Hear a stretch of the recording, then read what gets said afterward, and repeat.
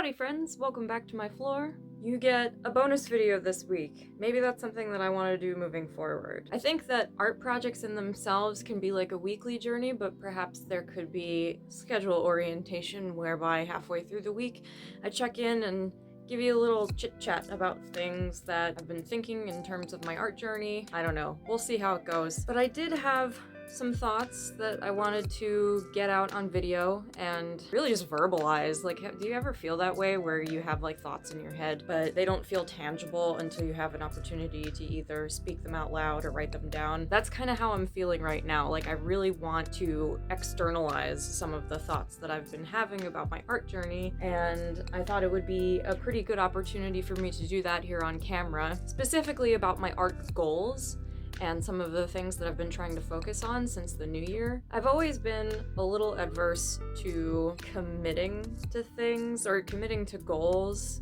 I've definitely struggled with having a very goal-oriented mindset, whereby I think, oh, I would really like to improve on this, but then I never actually take the active steps in order to improve upon that thing that I want to improve upon. So this year I've decided to like really put my best foot forward. And in addition to creating art the way that I normally do, I've been having a lot of downtime where I can focus on things that I really want to improve on. The first of which is figure studies. I have been very diligently, like once a week at least, sitting down with one of my little sketchbooks and practicing figure drawings or, you know, drawings of hands, drawings of feet, drawings of faces, poses, even if it's just something like faceless stick figures. Like, it really doesn't matter. It's more to do with like trying to bone up on my sketching and figure drawing abilities, make sure that my poses don't look quite so stiff, get a lot more fluidity in there. Tea time. I forgot where I was. I had to go get my tea. I did that thing where I put the kettle on and then I kind of forget that I do it. So when the kettle started whistling, I was like, oh crap, and I got up and I ran away, so I kind of forgot what I was just talking about. So yes, in addition to practicing with new art mediums, it was really important to me that I actually bone up on my drawing skills, because full disclosure, a lot of my paintings in the past have been either mostly or partially traced figures, which, you know, I don't judge myself for in the slightest, and I would never judge anyone else for doing that either, because there are some skills that you have to master in painting that really don't require drawing at all. And it's a very useful shortcut. Like, I would recommend to most people that you just trace your images if painting is the thing that you want to practice. They exist on two very separate planes, and frankly, like, when I'm doing a painting, the last thing I want to be doing is spending hours upon hours trying to draw on a canvas, erasing, starting over, getting all of these graphite or whatever colored pencil, watercolor pencil lines all over my canvas and then having to cover it up later. It can just be such a mess, and tracing actually gives you a very easy shortcut so that you can focus on the actual rendering of the image. But, you know, I do actually want to get better at drawing. That, like I said, is a very separate beast.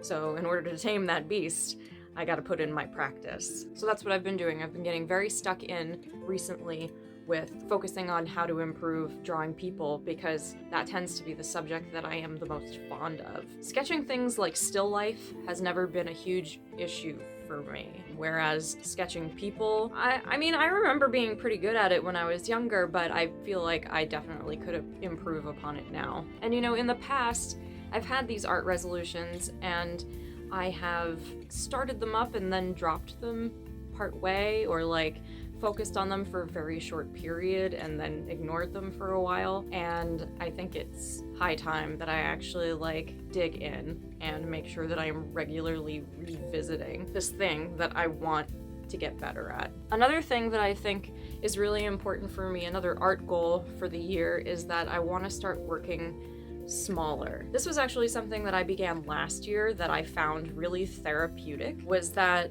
I started art journaling, where I would do paintings, but I would put them in a much smaller scale. Like I would put them in a book, or I would put them on smaller pieces of paper, or I would do them on little canvas boards so that there wasn't a whole lot of pressure to like make this big, masterpiece on an enormous canvas. I do love doing those larger pieces, but they tend to be a lot more exhausting, and I don't do them as frequently because when I do them, it takes me ages, and then I end up getting a little bit burnt out as a result. So last year I had begun doing art journaling. I have an art journal that I created out of like an old day planner from a couple of years ago that just kind of started collecting dust. I don't use day planners anyway. I have my phone for that. I found it a really helpful tool because I could just paint whatever the heck I wanted, and I could do like studies of animals, or I could just practice things that I didn't want to commit to large canvases. After a while, when you've been painting for as long as I have, and I haven't even really been painting that long, you tend to collect a lot of your own art, especially if you're not selling it to buyers. You just have it all over your walls and piling up in the corners of your art studio, and frankly, I'm running out of room, so if I want to do the thing that I love, which is paint, I have to make space for all of these canvases, and frankly, I was tired of doing that. That's one of the reasons why I started working in watercolor and then in gouache, was because I thought it would afford me the opportunity to work on smaller surfaces like paper that don't take up enormous amounts of space in my art studio, that I don't have to make room for on my walls, which is frankly running out of room at this point. I'm almost completely full up of space for all of the walls in my apartment, and frankly I don't have places to put them anymore. Hopefully I will have an opportunity to sell some of my original artwork at some point, and then I will be unburdened by all of this art. Not that I am looking forward to parting with it, because I tend to be very precious about the things that I finish, especially when I'm proud of them. But if stuff moves out, more stuff can be created and take its place in this space. So that's really important. And working small gives me an opportunity to exercise my creativity without experiencing that kind of burnout. So I can focus on a larger painting sort of piecemeal in shorter stages, whereas before I would just sort of sit there and crank out an enormous art project nonstop over the course of several days or several weeks, depending on the size, and it would just consume me. And that's the kind of stuff that leads me to just get exhausted of doing art and not want to go back to it. I've also gotten a little bit better, I think, in the past couple of months at giving myself days to just vegetate and not do art at all. I think it's really important for most people in, the 21st century to just sort of give ourselves a break for not being productive. There are other ways in which I can be productive that have nothing to do with art, like I have to clean my apartment. For instance, I have to do all of my chores and run all of my errands. But, I think it's really vital for us to give ourselves like a mental break every once in a while. Doing some of the sketching, for instance, has been a very decent break, because it doesn't have to be like this polished, finished piece. It's really just me ironing out the kinks of my drawing techniques, figuring out anatomy and stuff like that. So it's more like homework that I give myself, but it feels so much less daunting. And it's also something that I can just sort of do mindlessly while I watch YouTube videos or movies or whatever. And I feel like that's been helping me kind of like unwind a lot. Art journaling too can be that way. And it's really, really, really nice, guys. Really, really, really satisfying to create art for yourself that nobody else ever gets to see. I just realized I have paint on my hands. I just looked down and I was like, this is my life. I'm always dirty. Even when I'm clean, I'm dirty. Paint splattered and covered in color.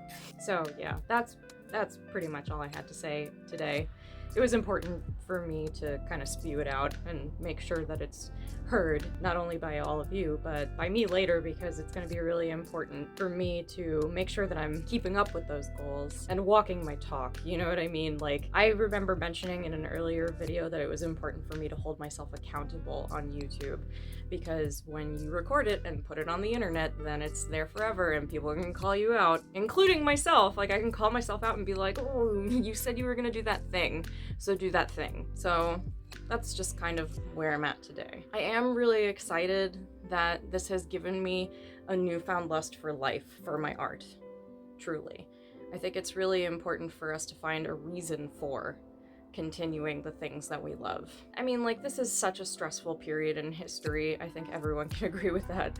And when we are just so overburdened by world weariness, I feel like we can sort of sink into this depressive period, and I know I certainly have in the past year multiple times over, where I just thought, like, what is the point? What's the point of doing any of this stuff? That argument doesn't make a whole lot of sense to me anymore, because there is a reason why I do all of this. It's the reason why I have, like, a will to live, among other things. But, you know, art is such a huge part of my life. It takes up so much of my spirit, and that is a really good reason to continue and to get better. I want to be like a grizzled, wrinkled old lady someday with, like, more art knowledge and skill than I've ever had in my life previously.